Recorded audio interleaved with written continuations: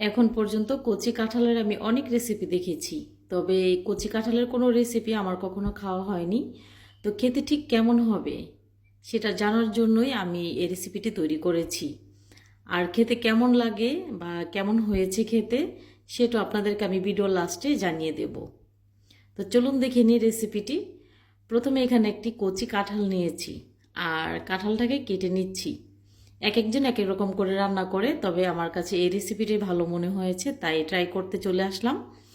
তো চারি পাঁচটা আমি উপরের আবরণটা কেটে ফেলে দিচ্ছি। আর এভাবে যখন কেটে ফেলে দেওয়া হয়ে যাবে তখন মাঝখানের যে অংশটা থাকে ওই অংশটাও ফেলে দিতে হবে, যেহেতু মাঝখানের অংশটা কিন্তু শক্ত। আর গত বছরের ভিডিওতে আমি এই মাঝখানের অংশটি দিয়ে একটি রেসিপি তৈরি করেছিলাম, আমার কাছে ভীষণ বাজে মনে হয়েছিল।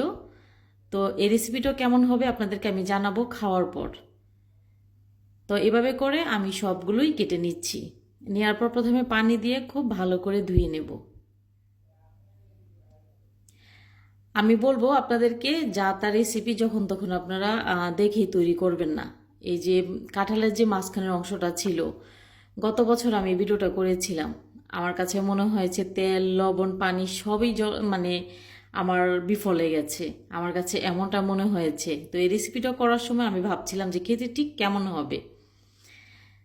তো আপনারা দেখিয়ে নিয়েছেন, গরম পানিতে হলুদ তারপরে লবণ দিয়ে তারপরে সিদ্ধ করে নিয়েছি। তারপর এখানে দিয়েছি হলুদের গুঁড়া মরিচের গুঁড়া স্বাদ মতো লবণ, আর দেবো এখানে গরম মশলা গুঁড়া, সামান্য একটু দিয়ে দিচ্ছি আদা রসুন বাটা, তারপর এখানে দিয়ে দিচ্ছি একটা চামচ পরিমাণ লেবুর রস, তারপর দিয়ে দিচ্ছি এখানে কর্নফ্লাওয়ার, লাস্ট পর্যায়ে এখানে অ্যাড করেছি ম্যাজিক মশলা। আর মশলাটা দিয়ে দেওয়ার পর একটু মাখিয়ে নিচ্ছিলাম, তো আমার কাছে ড্রাই মনে হচ্ছে তাই এখানে পানি অ্যাড করেছি। পানি দিয়ে খুব ভালো করে মশলাটা মাখিয়ে নিয়েছি। তারপরে কচি কাঁঠালটা যে সিদ্ধ করে রেখেছিলাম ওই কাঁঠালটাকে খুব ভালো করে মশলা দিয়ে মাখিয়ে নিতে হবে।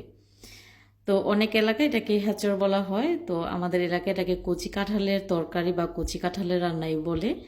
তো যে যে নামে ডাকেন। তো খুব ভালো করে মাখিয়ে নিচ্ছি মশলাটা। এভাবে করে আমি সবগুলো পিসের মধ্যেই মশলাটা খুব ভালো করে মাখিয়ে নেব। আর মাখিয়ে নেওয়ার পর গরম তেলে ভাজা করে নেব। ভাজা করার আগে তেলটা খুব ভালো করে গরম করে নিয়েছি, তারপর চুলার আঁচটা মিডিয়াম টু লোতে রেখেছি, রেখে তারপরে আস্তে আস্তে ভাজা করে নিয়েছি।